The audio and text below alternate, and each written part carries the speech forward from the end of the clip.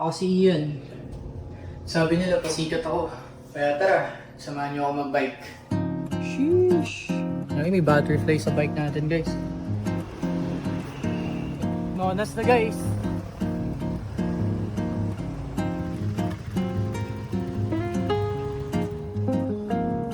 Yan, kakaligo lang natin ng Maginhawa. Naakyat na rin natin yung isang paon doon na banayad lang naman. Ay, nakalagay oh.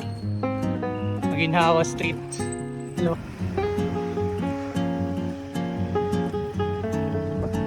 Init! Mag-uulan tapos ang init bigla. Pawisan ako agad oh.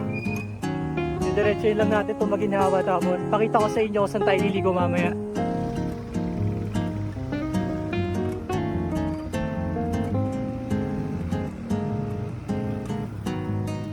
So na yun guys. Sinasabi ko maghihiwala yung kalye. Pakaliwa, diretso na Maginhawa. Pero dito tayo dadaan ngayon. Ayun, papunta na ng UP to. Ito, paglabas nitong parang highway. May kita dito papuntang UP.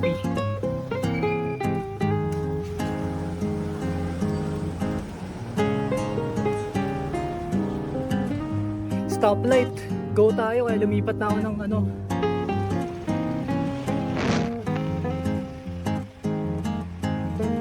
UP na tayo guys. Ito yung ano eh, nakadisgrasya sa akin isang beses eh. Yung mga ganito. Ano? Yan, mismong dito yun oh. Pag napapadaan ka sa mga ganyan guys, lalo na kung nakabike ka tapos manipis gulong mo, iwasan mo na lang. Kasi pag dinaanan mo yung mga ganun, big possibility, lumusot yung gulong mo. Tapos ayun, bangas-bangas ka na. Pero ayun, kakaliko lang natin. Ayun, pagligo mo dyan sa kaliwa, UP Oval na yan.